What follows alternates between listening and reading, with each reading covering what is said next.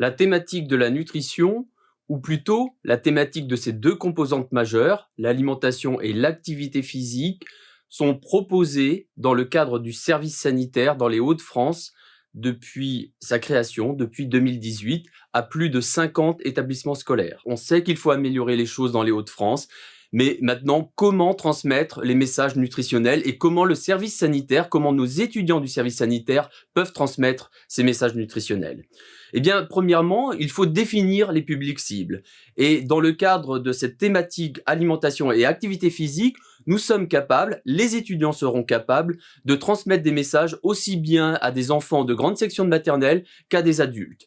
Et bien sûr, de passer par toutes les tranches d'âge. Bien sûr, les étudiants auront à adapter leur discours en fonction du public. Donc bien sûr, bien définir le public cible sera très important pour nos étudiants.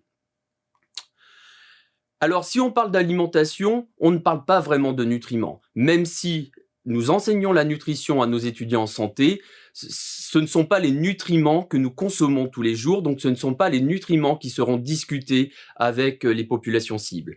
Par contre, nous parlerons d'alimentation. Nous mangeons des aliments, nous ne mangeons pas des nutriments, alors il faut vraiment parler d'alimentation. Et si on parle d'alimentation, il faut aussi parler des aspects hédoniques de cette alimentation, c'est-à-dire les émotions, les plaisirs, le goût, les saveurs, discuter avec les enfants de ce qu'ils aiment, ce qu'ils n'aiment pas, pourquoi ils n'aiment pas tel ou tel produit. Et donc, aller dans les écoles, parler d'alimentation en ne faisant pas forcément le lien direct entre l'alimentation et la santé, mais en parlant de plaisir de manger, est beaucoup plus important.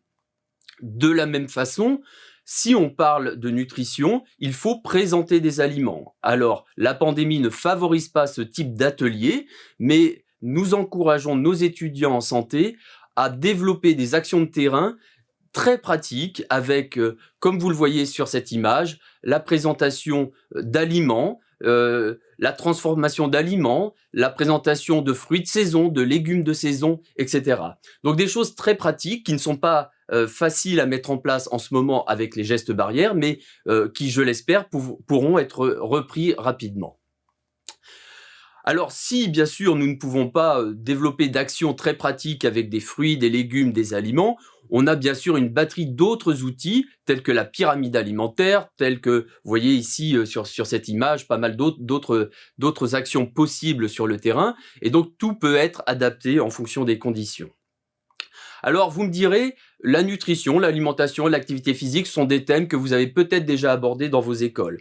Ceci étant dit, vous savez très bien qu'en pédagogie, il faut répéter. La répétition est toujours très importante et je dirais que dans notre cas, c'est de la répétition-substitution. C'est-à-dire que le fait de redire les choses autrement, d'utiliser d'autres mots, d'avoir d'autres animations, devrait permettre d'ancrer durablement les messages nutritionnels dans la population.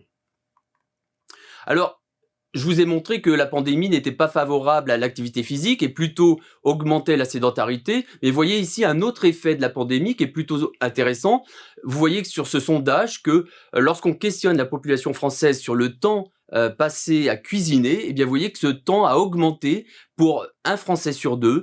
Lorsque vous demandez aux Français s'ils ont essayé de nouvelles recettes, eh bien là aussi c'est pareil, 40% des Français répondent avoir, pendant le confinement, pendant cette pandémie, depuis un peu plus d'un an, avoir augmenté le temps passé dans la cuisine, le temps passé à découvrir de nouvelles recettes. Donc tout n'est pas désespéré et nos étudiants en santé peuvent contribuer à cet encouragement, à la reprise de recettes, de cuisine et de temps passé en famille pour cuisiner. Voilà. D'autres actions peuvent être menées aussi sur le terrain avec nos étudiants. C'est par exemple des travaux dans un potager qui peut se trouver dans un établissement scolaire. Alors bien sûr, le climat n'est pas toujours favorable et la période du service sanitaire n'est pas toujours favorable au développement d'un potager, mais il y a certaines actions qui ont été menées en ce sens avec succès. Sur l'aspect activité physique, bien sûr, les étudiants en santé vont faire aussi la promotion des différents sports, vont encourager la pratique sportive. Et vous savez aussi que la ministre des Sports, très récemment, vient d'annoncer qu'un pass sport va être mis en place à partir de septembre. Donc, nos actions du service sanitaire plus ce passeport qui va être mis en place seront deux moyens d'encourager les enfants, les adolescents et les adultes à reprendre une pratique sportive régulière. Mais L'activité sportive, oui, mais pas que. Tous les enfants n'aiment pas le sport et il n'est pas forcément bon de forcer un enfant à pratiquer un sport. On peut lui montrer qu'il y a d'autres façons de dépenser de l'énergie. L'activité physique ne veut pas dire systématiquement activité sportive. Voilà. Et je terminerai en vous disant que l'objectif n'est bien sûr pas de stigmatiser certains enfants, des enfants qui seraient en surpoids ou obèses, ou des enfants qui montreraient peut-être une anorexie. L'objectif n'est absolument pas de stigmatiser, mais d'éveiller une prise de conscience sur l'équilibre entre alimentation et activité physique. De plus, bien souvent, dans les messages de nutrition, on encourage ou on demande aux populations de consommer par exemple 5 fruits et légumes par jour. Là encore, il ne faudrait pas culpabiliser certaines personnes pour le non-respect des recommandations de 5 fruits et légumes par jour. Encourager une personne à passer de 1 fruit à 2 fruits par jour est déjà un véritable succès. Je finirai aussi par dire que, bien sûr, tous nos étudiants qui se déplacent dans les établissements scolaires suivent les recommandations nationales, les recommandations du Programme national nutrition santé, qui sont réévaluées tous les 5 ans à peu près, et donc restent totalement dans ce cadre des recommandations nationales. Donc pas de recommandations ésotériques, les recommandations sont celles qui ont été établies par les scientifiques français et qui ont été validées.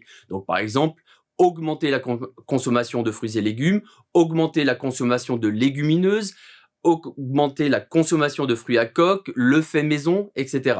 Et vous voyez qu'il n'y a plus de véritables chiffres. On ne dit pas il faut atteindre 5 fruits et légumes, il faut manger 3 produits laitiers par jour. On est plutôt sur une augmentation ou aller vers ou réduire. Réduire, c'est le dernier item qu'on aborde aussi. Réduire la consommation de soda, réduire la consommation de charcuterie, réduire la consommation d'alcool. Ça, c'est plutôt pour les adultes. Et puis aussi, vous voyez le petit logo du Nutri-Score. Eh bien, nos étudiants peuvent aussi animer des ateliers autour de l'étiquetage et du Nutri-Score. De nombreuses questions se posent autour de ce Nutri-Score. Eh bien, c'est un débat qui peut avoir lieu avec certains enfants.